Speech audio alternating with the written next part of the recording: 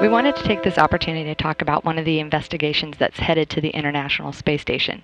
The next cargo craft that's headed to the orbital complex is planned to launch next week, and one of the experiments that will be on board is part of the experiment called CATS, or the Cloud-Aerosol Transport System. This is going to use a LiDAR system pointed back down at the Earth to help create better models of the planet's climate feedback processes. So we have two gentlemen here this morning to join us to talk about this, Dr. Matthew McGill and co-investigator Dr. John Yorks, joining us from NASA's Goddard Space Flight Center in Greenbelt, Maryland. Good morning. Good morning. Good morning. Thanks so much for joining us. Matt, can you tell me where the idea for this investigation came from? Sure, Nicole, thanks. The Cloud-Aerosol Transport System, or CATS, it's an instrument, a new Earth science instrument for the space station, designed to characterize the global distribution of clouds and tiny aerosol particles in the Earth's atmosphere. The instrument heritage for CATS is derived from our long-standing heritage in developing high-fidelity instruments for NASA's high-altitude aircraft, such as the ER-2. The science behind CATS derives from our need to demonstrate advanced measurement concepts that can be used on future free-flyer satellite missions. Great, and can you describe the hardware flying on SpaceX 5 next week? Sure. CATS, as you mentioned, it's a laser remote sensing instrument, or LiDAR, and LiDAR works a lot like radar, except we use low-energy pulses of laser light. The CATS instrument has two lasers, each with different characteristics, a receiving telescope, and special photon counting detectors. It's about the size of a household refrigerator you see in the animation there, and there's an awful lot of technology and capability packed into the box. Once on ISS, CATS will mount to the Japanese Experiment Module Exposed Facility, and it can operate there for up to 3 years. John, would you explain how this LiDAR system measures particulates in the atmosphere? CATS uses a laser that generates 3 wavelengths, or colors of light.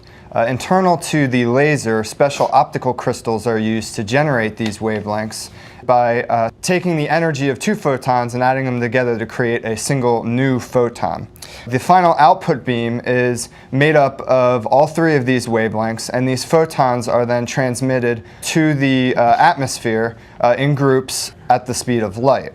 As the photons encounter clouds and particles, scattering of the laser beam occurs. Very few of these photons are actually scattered back to the instrument's optical telescope, but the ones that are collected and counted by sensitive detectors and electronics. By timing the difference between the emission and detection of the photons emitted, we can determine the altitude of the particles in the Earth's atmosphere.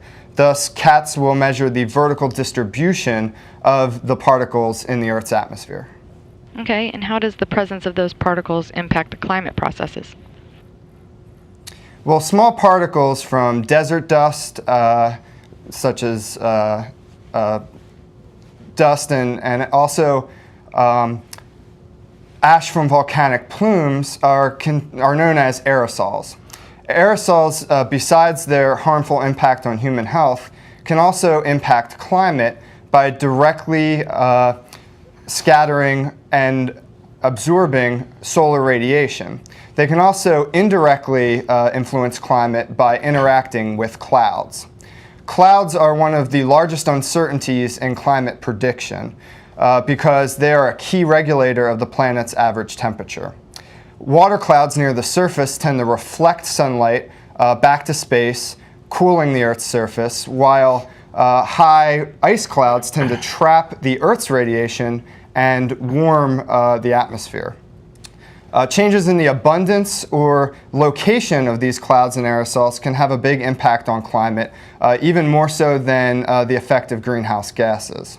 Computer models that forecast climate change will use CATS data to improve their forecasts and reduce the uncertainties in climate prediction.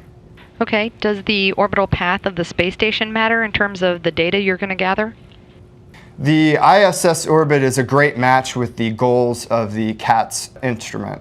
The 51-degree inclination orbit provides comprehensive coverage of the tropics and mid-latitudes, and it also encompasses the majority of the Earth's population and land masses. In addition, the ISS passes over a different location at a different local time every time, and this permits studies of day-to-night changes in clouds and aerosols, which cannot be obtained from polar orbiting Earth science satellites. Okay, very interesting. Matt, will CATS run continuously, and how is it commanded and controlled? Sure. CATS is controlled from a very simple ground station here at Goddard using ISS-provided software. They have a software package called Trek. They provide that to the users. CATS is designed to operate autonomously, so once it's on and we're safe for operation, we can operate for extended periods of time.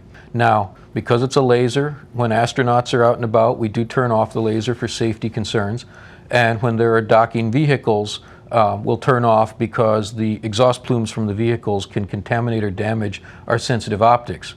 Aside from that, we're intended to operate continuously or near continuously, sending data in near real time down to the ground where it's going to be continuously injected into these aerosol forecast models that John talked about. Okay. I also know that CATS is part of the Earth Right Now campaign. Can you tell us how the CATS mission fits in with that effort? Sure. CATS is really a cost-effective way to demonstrate new Earth science measurements and new technologies using the ISS as a low-cost, easy-access platform. Technologies in the CATS instrument, so for example the lasers or specific technologies that are in the detector-receiver chain, they're providing on-orbit demonstration and validation that the technologies and the measurement concept behind CATS are mature enough and ready to use in the more demanding, more expensive NASA free flyer missions in the future. We used what we call a build-to-cost approach to building CATS. We think that's a fiscally responsible way to approach these tech demo and risk reduction measurements for Earth science. And as space station matures now into an operational science platform, utilizing that capability for Earth science becomes an exciting new era for the Earth science community. Great. Well, thank you both gentlemen for joining us. We really appreciate it. Again, Dr. Matthew McGill and Dr. John Yorks from the Goddard Space Flight Center. You can find out more about their research at www.nasa.gov/CATS.